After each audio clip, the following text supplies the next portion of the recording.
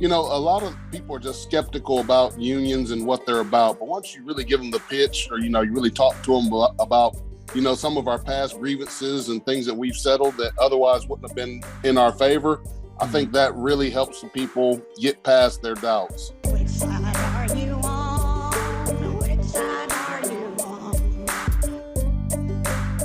So last week we talked about how workers at the United Lodge Alliance organized into the International Association of Machinists and Aerospace Workers. Local Lodge 44 in Decatur voted 100% in favor of their strike sanction in the run-up to their contract negotiations, the first time ever in the local's 20-year history.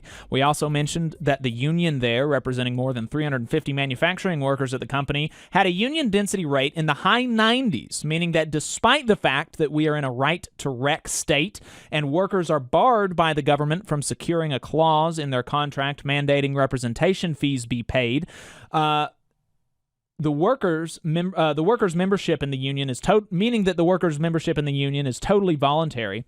Nearly every single worker is a member of the union. So I wanted to talk to some of the people that pulled off that impressive feat, even in the midst of the company flooding the unit with new hires. So we've got on the line Gavin Brunner and Anthony Michael. They are stewards for the local. Gavin, Anthony, thank you very much for taking the time tonight. I appreciate it. Thanks for having us, Jacob. Yeah, thank you, Jacob. Absolutely. So Anthony is the chief steward. Just walk us through, how are you able to pull off nearly 100% membership rate among manufacturing workers in the private sector in Alabama?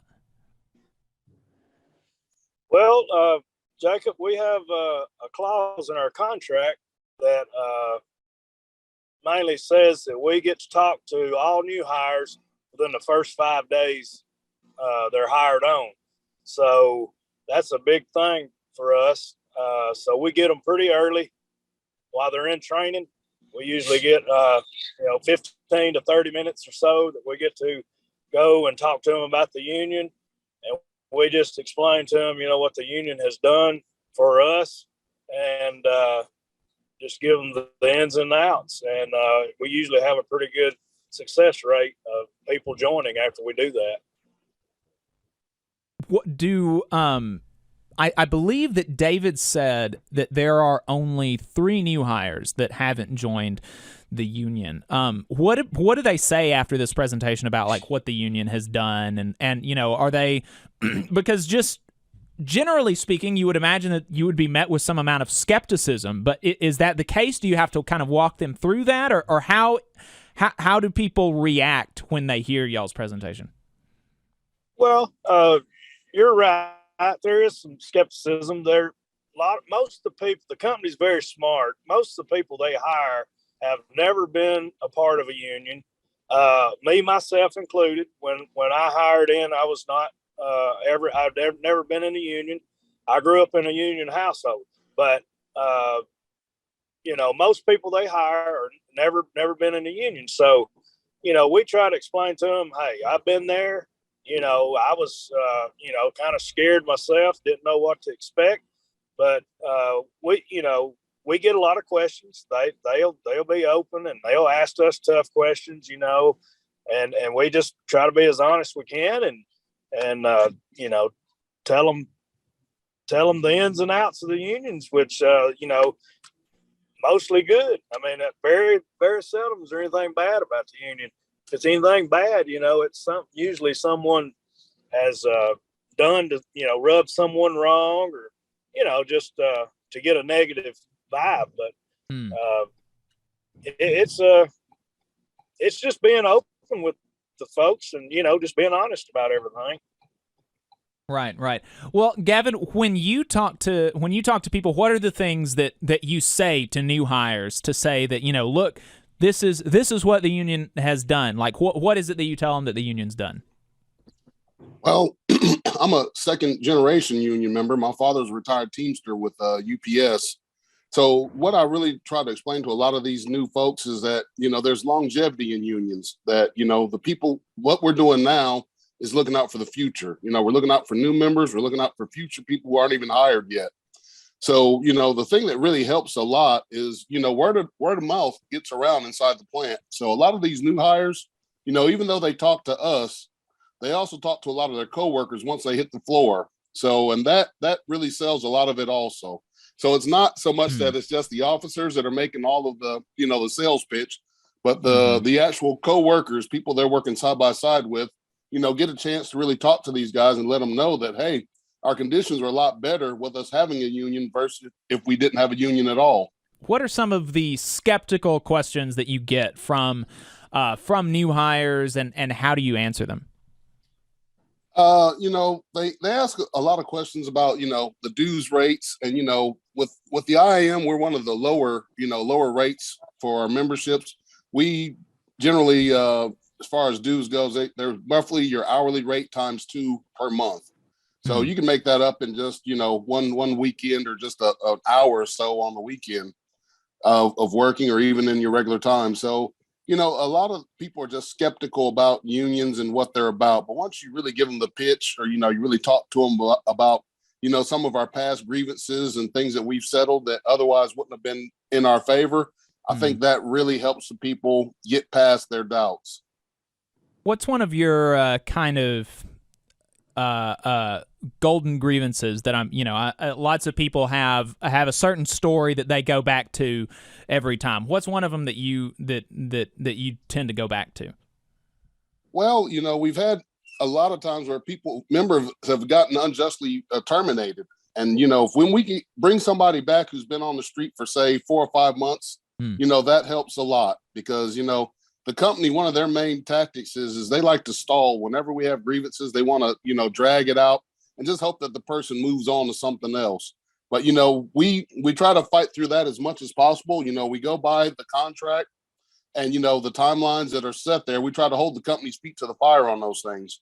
Right. So, but usually when we're able to get those things settled and get a person brought back at, and they get their lost time and things of that nature, that's one of our best selling points to anybody who wants to know about, union life. Right. Once you get them in the union, do you have an issue? Well, I mean, clearly you don't, but why is it that you don't have an issue retaining them? Because, I can imagine a world in which, like, okay, you sell them this pitch at the new hire orientation, and then 6 months down the road, they say, you know what, this isn't really working for me. I'm gonna cut up my union card, stop paying my dues, and I'm just not gonna be a union member anymore. But y'all don't have that problem. Why is that?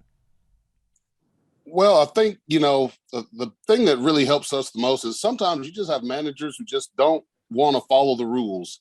And when you see that happening to your coworker or someone, in another department or anything like that, that makes you really want to stick to being in the union. The solidarity, the family that we actually have in there as a part of the union, that really helps a lot. But, you have a lot of rogue managers or managers who will lie to people about things all the time.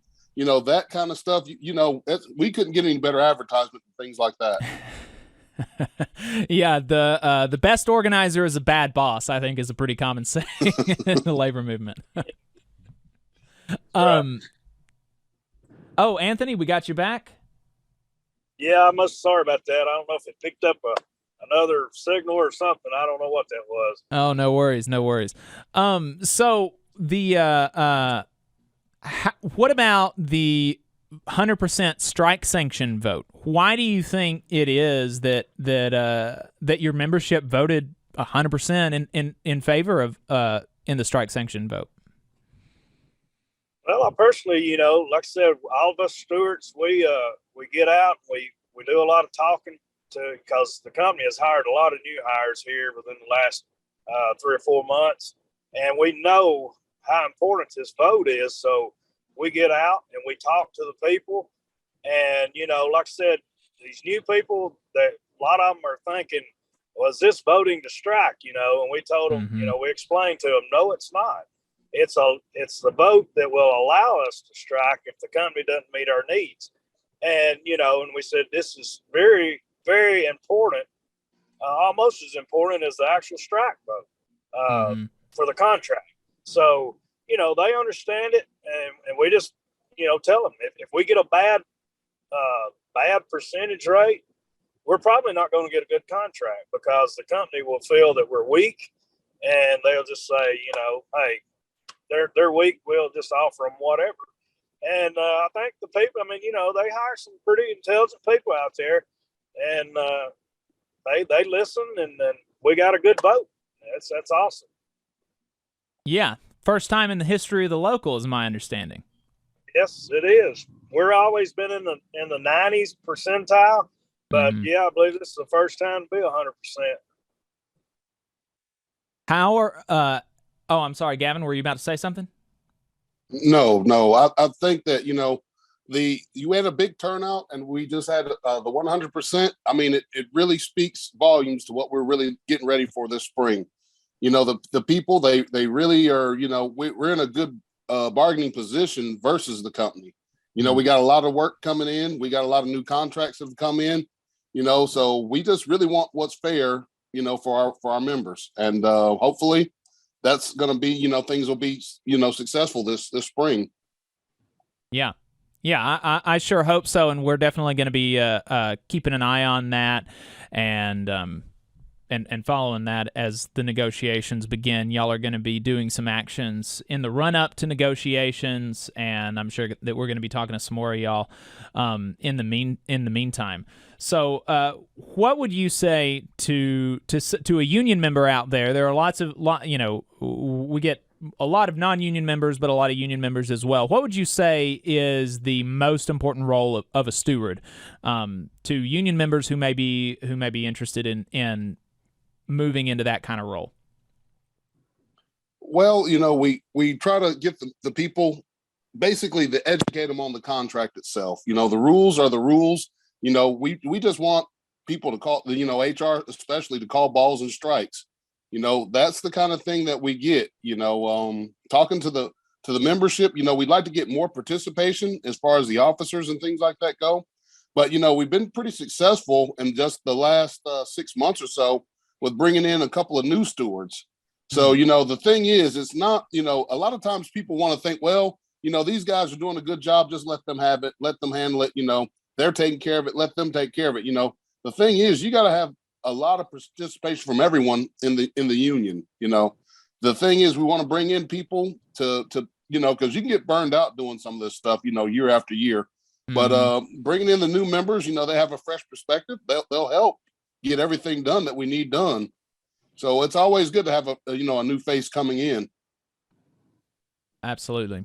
That's great. That's great to hear. I appreciate y'all's time. Is there anything else that y'all wanted to add about, about y'all's being able to keep your membership rate up that high going into negotiations? Anything else that y'all wanted to make sure you were able to say? Well, I'd like to just say, a strong membership, it really does start with the leaders. Your leaders have to be strong and show good, unionism. And, most of the time people will get behind that type of stuff, and they'll, gather and join. And as you get bigger, the group gets stronger, and that's what it's about. So that's the way we are. We just try to be open, honest to everyone, and we fight hard for any thing that happens to, if the manager's trying to do something violating the contract, we fight hard for it, and I think our people know it, and I think that's a part of the reason that we're so strong. People see that and they know it, and they back us, so that's a good thing. Yeah, just to kind of add on to what Anthony's saying is, if the members educate themselves as much as possible, there's a lot of rumors that get started out there on the floor, and a lot of managers go out there and try to sell the contract all the time, trying to say, oh, well, this looks good. If I was you, I would take this, and this sounds great. But, a lot of things, just those rumors, getting that kind of stuff squashed, come to talk to the stewards, come talk to the negotiating committee, look at the newsletters that come out. Everything that we do, we try to put as much as we can to educate our membership so they can make the right decision for them and their families. Because, one of the worst things that can happen is where you got a lot of people going off of misinformation or things that just totally aren't true. You know, they think that, you know, they're covered, that the company has their back. But, you know, some of these things that come out, you know, when the company mails letters to people's houses, you know, they'll sell all the good points, but they won't say the things, the takeaways and things that us as a union educate our members on, you know. Right. It's, you know, you think it's all about raises or it's all about, you know, this or that. But the thing is, you know, a lot of times with job postings, things of that nature, that kind of stuff is very important. Yeah, definitely. Gavin, Anthony, I really appreciate your time. Keep up the good work, and we'll talk to you later, okay? All Sir, right. thanks, Jacob. All right. Yep. Thanks a lot, Jacob. Absolutely. You've been listening to Gavin Brunner and Anthony Michael. They are stewards for the International Association of Machinists and Aerospace Workers, Local Lodge 44 in Decatur, representing manufacturing workers at United Launch Alliance. They have nearly a 100% membership rate in their union in a right-to-rec state, in a state where workers are not able to put into the contract that they have to pay representation fees to the union. They've still got nearly a 100% membership rate in that factory, and so we commend their efforts and really appreciate their time talking to us about how they've been able to do that. Work sucks, we know, but you can make it better by organizing with your fellow workers. For more information, call or text the Huntsville Industrial Workers of the World at 256-651-6707.